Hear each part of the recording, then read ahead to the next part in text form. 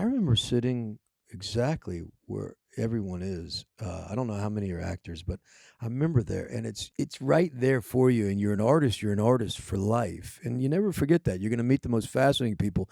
You always have your you always have your books. You can always write. You can they can't take that kind of stuff away from you. And I'm proof that hard work begets hard work, and love being an actor. I think.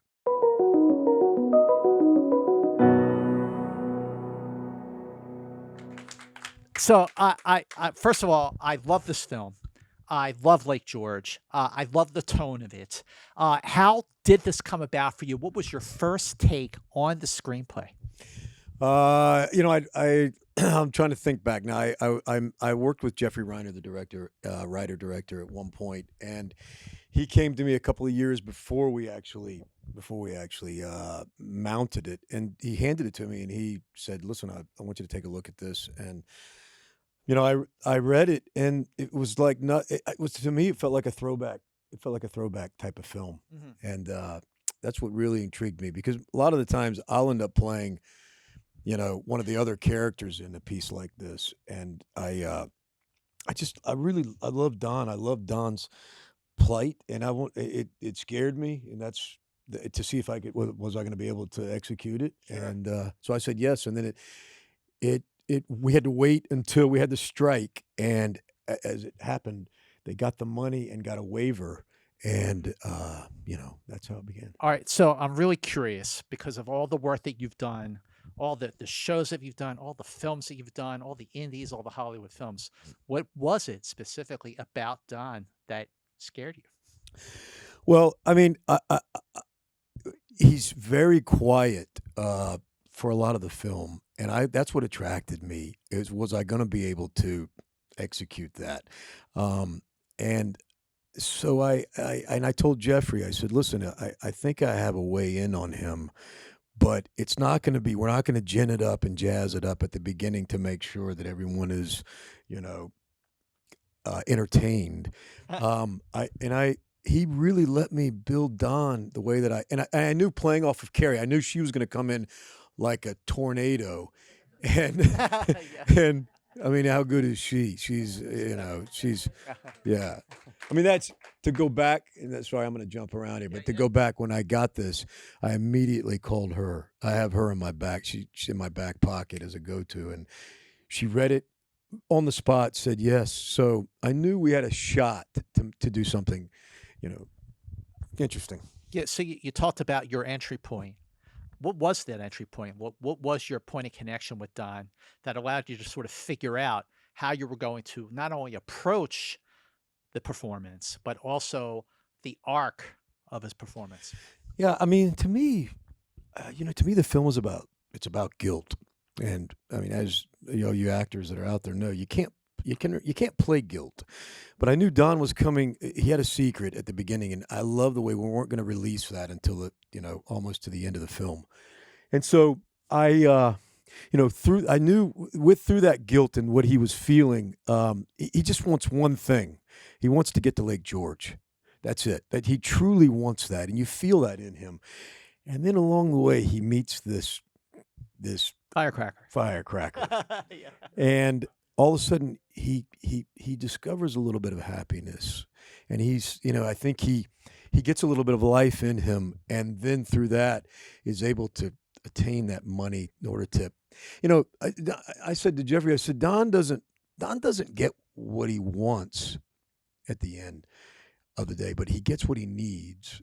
And I can go in and try to find that. I can try to find that and I enjoy, and that's what scares you. Can you execute it at the end of the day? You What never know. I'm curious if one of the things that gave you sort of pause or scared you about this performance, and this was a question I couldn't wait to ask you, Mm, honestly. mm. With all the films and shows that you've done, I don't think I've ever seen you in a film where you were in every scene. You are leading, you're not supporting, you're not like a character actor, like you're the guy, he's in every scene of this movie. Yeah, I mean, I, Sorry, what's the question? Like what? I'm sorry. I got caught up. Yeah, I am actually. That's pretty. You're in every scene. Was that something that you thought about when you were reading the screenplay or talking with, the director and being like, "Oh my god, I'm in every scene of this movie." Like every scene. Well, that was Jeffrey. Jeffrey came to me and said, I wrote this, and I think you should be. I think you are deserving at this point." And I was like, that got my attention, Sure. and I don't know. There's something about Don. I've seen this. I think I've seen it 5 times, Yeah. and every time I see it, not to be cliche, but I get something each time out of it. The Coen brothers of it all. When all of a sudden you're going down this road and it makes a right hand turn, and at the end I was. That at the end of that, I knew that was going to be a huge day. You see that on the schedule, and it was so emotional for me, because we had gone through so much, and we shot it chronologically. We shot it in order, and to me, it was a love letter. I was always acting it as a love letter to California, Southern Cal. We started out in Glendale, and we just moved straight through the valley. Two views. Yeah, 2 of you. And we went all the way up, and then and then in Santa Barbara and that's where the butterfly forest was, and all of that. And we were using Jeffrey's houses. Those are Jeffrey's sister's house. When we come on his sister-in-law, the sister-in-law and the dog and all that. That's his sister-in-law. His sister's house. That's his house up in Goleta. That's his. So it became more than just a film for us. So, it's so funny you mentioned the Coen brothers, because when I was watching it, I was thinking, it's like if the Coen brothers directed Midnight Run, that's what this movie is. Yeah. So to that extent, what I really love about the film, among other things, is the tone of the film. It's a I don't want to say it's a dark comedy, but it's a dialed back comedy. Yeah. Carrie's not dialed back, but your performance is, and there's a balance there. So, what were the conversations you had with Jeffrey about the tone that he wanted and the challenges for the two of you to get it right? Yeah. It's a difficult film, and just because of that, the tone, the different tones that we're striking in this, and Carrie and I we had great chemistry. We had chemistry before this, and we kept talking to Jeffrey about let's make sure we hold on to this and not panic, and it'll show itself to us. And it started to show itself. We had problems. I remember the scene, for instance, when we go to get the gold out of the safe and it doesn't work, and it's gold bars.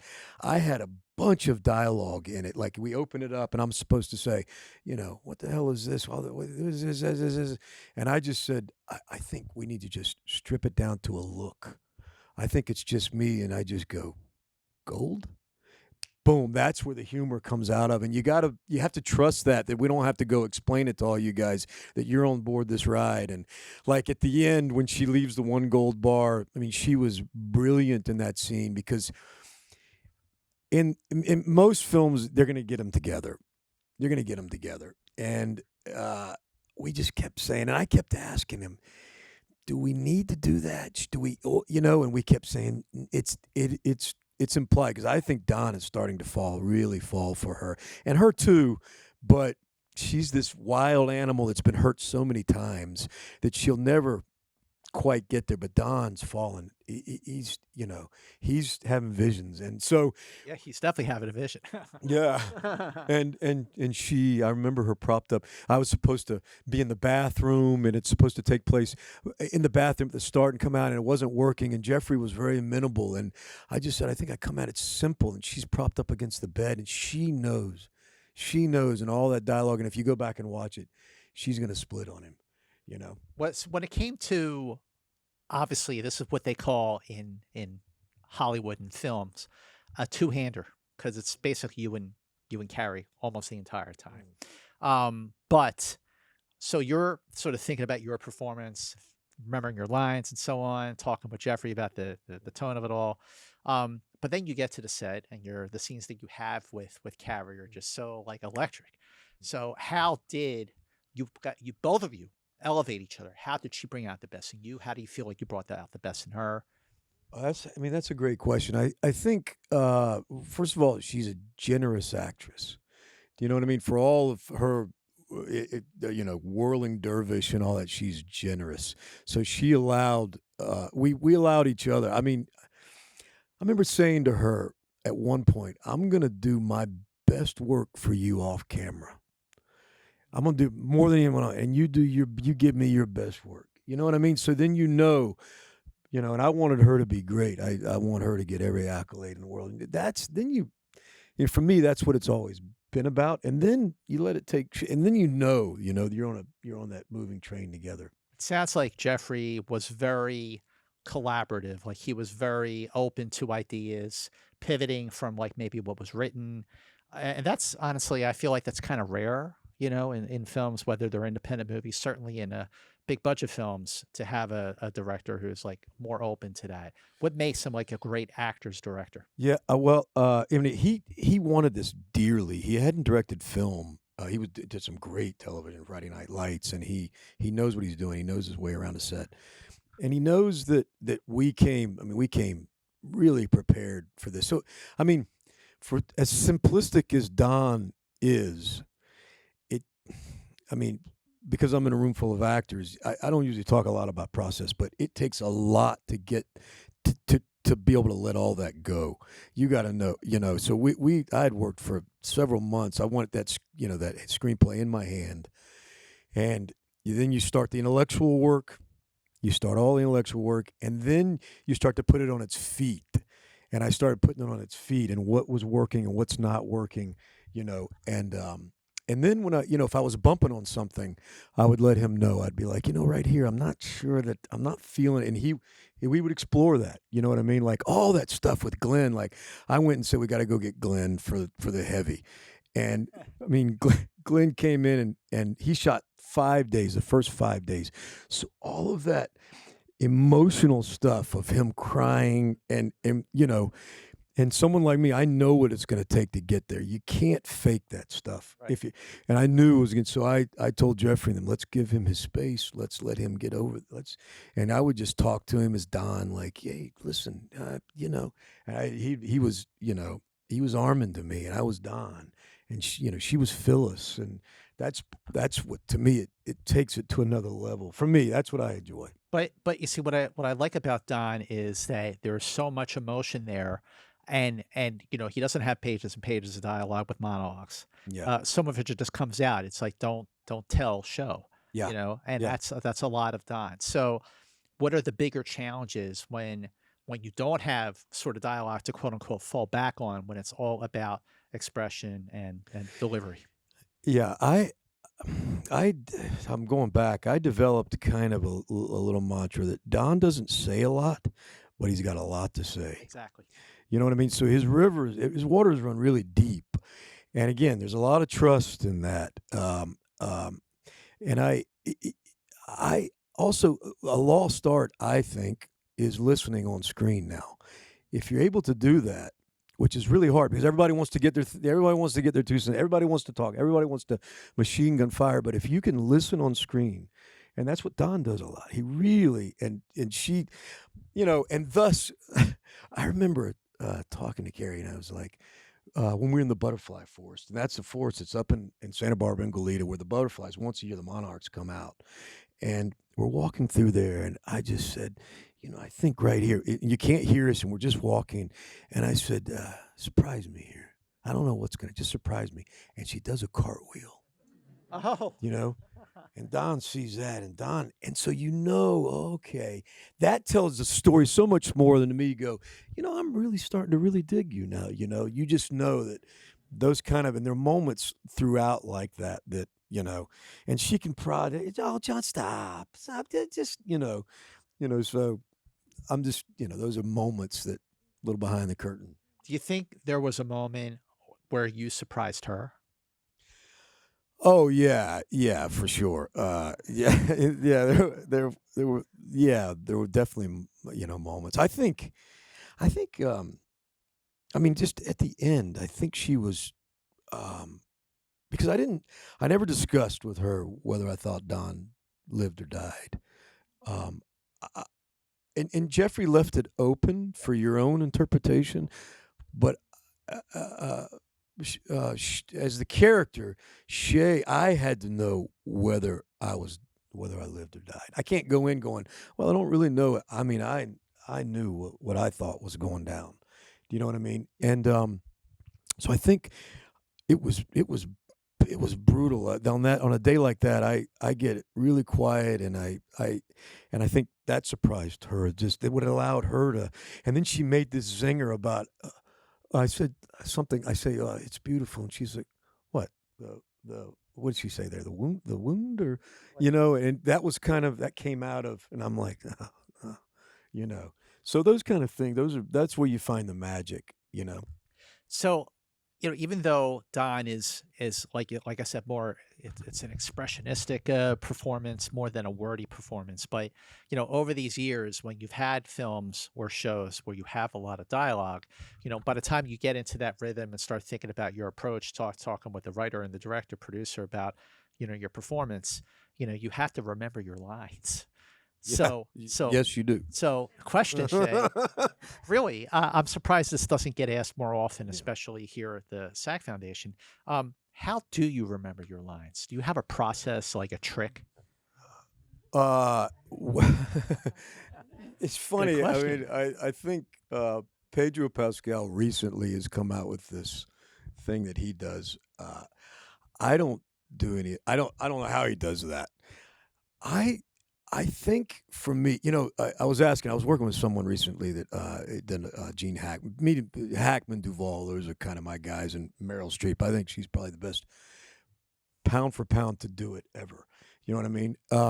But for me, I was asking about Hackman. I do every time I get around some of these old timers. I'm like, tell me about Hackman. Tell me about Duval. What's their product? Because we don't pass that along anymore nowadays. It used to be you passed it along. Now everything is TikTok and I don't want to take too much of your time. So you're not getting these stories out of him. And he said he was working with Hackman, and Hackman had rule number one. He had two rules. He said one rule was I want it in my hands for a week. Don't change the scene. Oh, wow. You know what I mean? So that it could get into the bones, into the marrow, into the, you know what I mean? Because then that's where you want to try to get. And he also had a thing where he was like, faster, slower, louder, softer, and I'll make the adjustment, to a director a lot of times. So for me, you have to slip at some point. For me, with someone like take Don, you're intellectualizing it, and you're looking at the stuff on the page, and then it starts to cross over, and then it gets into the bones, and that's where you want it. You want it so that you're not thinking about it. And my second thing ever was with Anthony Hopkins, and I watched him. I looked at his script, and I looked at it, and he had like 100+ red marks all over the scene. And he poo-poos everything. Oh, I don't work that hard. I don't, And all the other actors, they fell for that shit. And I'm like, I'm not falling for it. Yeah, So yeah. I said to him, I said, what is that? He goes, that's the number of times I go over it, dear boy. So then I don't think about it. And I'm like, so it's going over it and over it and over it until, like, you and I are sitting up here. I don't know what the next question is going to be, right? But in a script, I do know. Right. So I have to not, you know what I'm saying? So you have to get to that point where I'm sitting here, even though you might say, well, what's your next thing? You know what I mean? So it's a process, and it's a process that I love. But Pedro Pascal, that method he has, Mm. you know who asked him that question? Was that you? It went viral. It was like, oh my gosh, wow. You're good, you. That was it. Yeah, no, you're good, you. So, what is it? I've been wanting to ask this as well, since I knew we were going to talk today. What made you want to become an actor in the first place? Oh man, gosh, I got my parents here, and Hi. I think they used to plug on old films, and they would be like, "Oh, we hear these are the great actors." They didn't know anything about anything other than, "Oh, this is Brando or this is James Dean," and you would watch that, and either you take to it or you don't. You know what I mean? Some people it's athletes. Some people it's you go in and you see your parents take you and you see an artist and you're like, well, "That's what I want." That was it for me. It was it. And I think they can explain that. I was going to figure out. I mean, actors were aliens to me. I didn't know one. I never met one. Never gotten close to one. So for me, it was I had to figure out, and that's what I tell him. I got my kid here too, and I tell him, don't be afraid of the hard work. It's hard, and also you can be an actor till you're 90. You're going to meet the most fascinating people. It's not like an athlete that I see and okay, at 38, Father Time is undefeated. Yeah. Here, Duvall is still, and he's 80.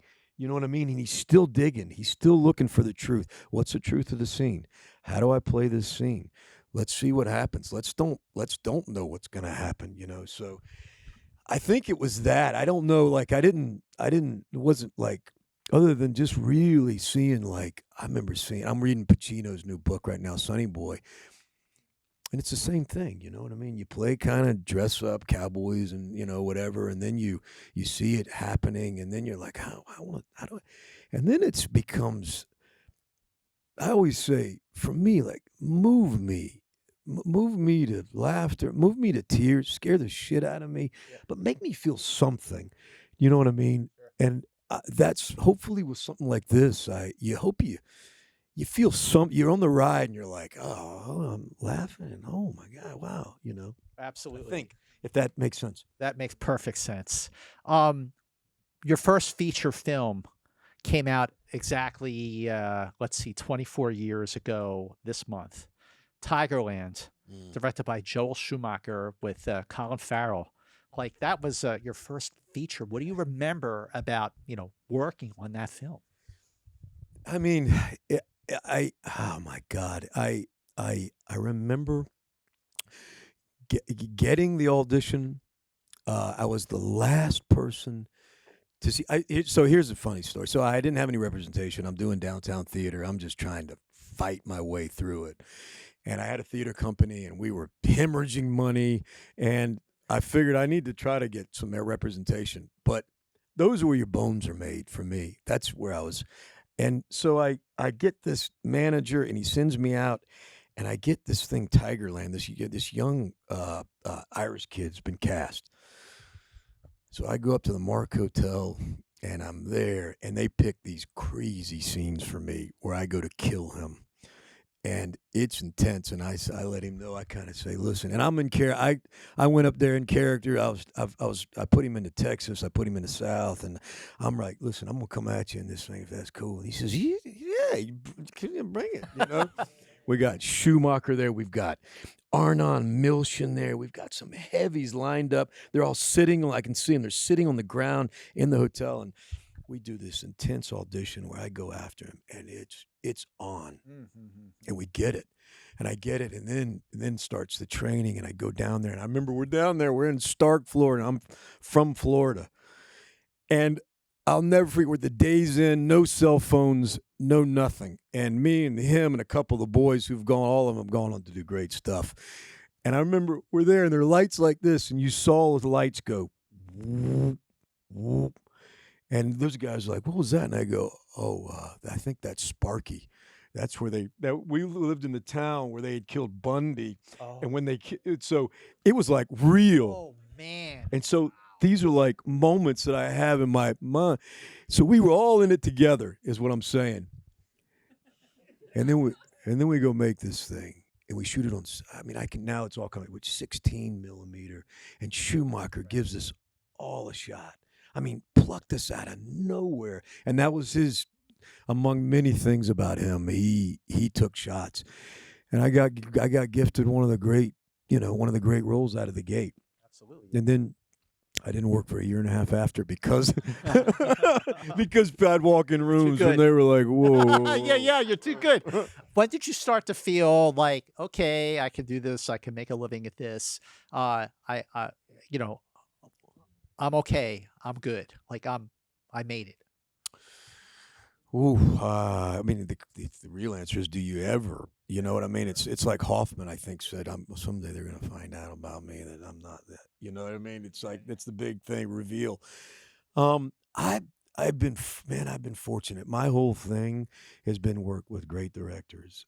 And work begets work. You go in and you just, you don't give an inch. And then you go to work with Joel a couple of times and Scorsese a couple of times. And now this, like Mission Impossible, Macquarie had seen this thing, Homecoming, that I had done. And, you know, it, it, it never ends. I mean, it's I get just as nervous coming up here and being able to speak to you guys as I did the first time. Like and I think you should feel that. I don't think, you know what I mean. Sure.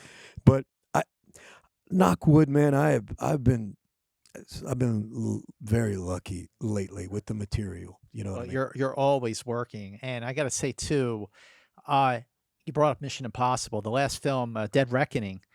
So when the lockdown happened during the pandemic, I think Dead Reckoning had just started filming, Mm. but then it while the rest of the world shut down, where Hollywood certainly shut down, except in like very few occasions, Dead Reckoning kept going. Like you made a huge Hollywood worldwide feature under the most difficult circumstances that anybody could possibly make a movie. How the hell did you get through it and finish it and wind up having the movie turn out great?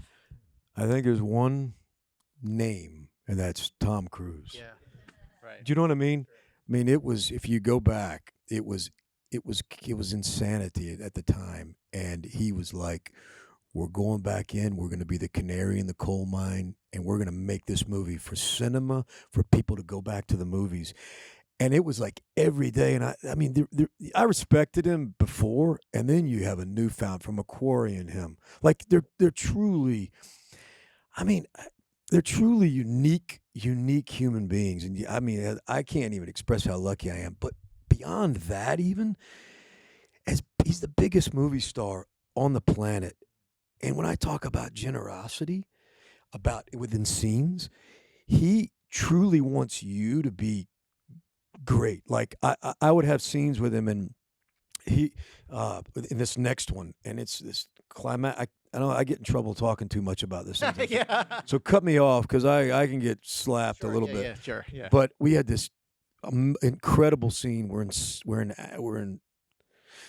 Actually, it was an amazing scene. I don't want to go into this too much. No spoilers. But Yeah. but he's you'll see he wants you to be great, and he's so yeah. I think it's him. It's him, and it's every day. He was like, "We're going to keep making this," and then everybody got on board, and he kept everyone working at a time when there was a lot of fear. Over these years, with the other missions, Rogue Nation, Ghost Protocol, Maverick, I've interviewed all these actors who work with. They all say the same thing, and that he just brings out the best in everybody because of his ethic. And I think that's just super, super great. That in the end, he just wants great performances out of everyone.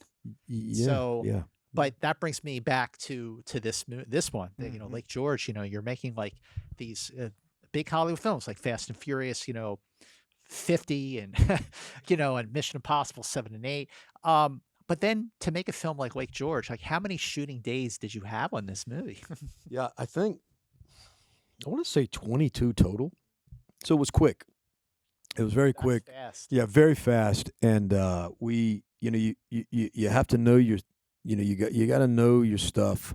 Um, yeah, I mean, when you take something as big as Mission and then you come back to this, it's very rewarding, Yeah. really rewarding. One's not better than the other. You're just extraordinarily lucky. But for something like this, it's so contained, and you're able to take a lot of chances on this. We got a chance to take a lot of chances. So Last question, for everybody here, for everybody watching, on the video that we shoot here at the SAG-AFTRA Foundation, you have worked nonstop, steadily since basically 2000. mm. How do you do it? How are you able to reinvent yourself, to stay busy, get great roles. What advice do you have for aspiring actors who would love to have the problem that you do? Yeah, yeah. I remember sitting exactly where everyone is. I don't know how many are actors, but I remember there, and it's you should always take a lot of what would you say in me like it's right there for you, and you're an artist for life, and you never forget that you're going to meet the most fascinating people. You always have your books. You can always write. You can, they can't take that kind of stuff away from you.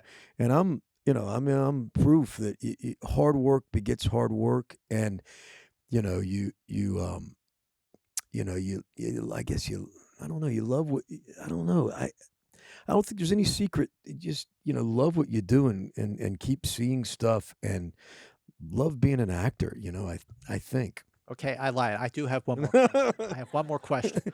So every time you work, every feature, every episode of TV, you walk away with something from that experience working.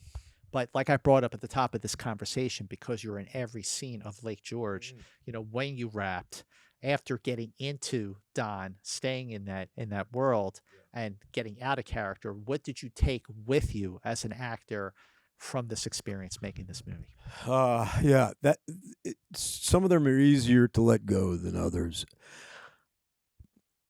And not every actor agrees with me on this. I think every character should come with a little bit of cost. Do you know what I mean? I think it should take something, and sometimes it's a being away from your family and friends, and I've missed birthdays and graduations, and it can be personal that you're not going to see that actor, but and what you go through. Like I remember, this is just for you guys. I wouldn't say this out, but that last scene, I stayed up all night. I knew it was coming, and basically had a breakdown because I knew that I was never going to have this experience again. And it's a cost. Wow. That's a cost that we all benefit from, because it ended the movie on like such an ambiguous note, like you said. So thank you, everyone. Lake George, it's in theaters. Make sure you check it out, watch it. And I got to tell you, I do a lot of conversations here with the SAG-AFTRA Foundation, but this is absolutely one of my favorites. Thank you so much, Shea. Thank you. all Thank for you. being here.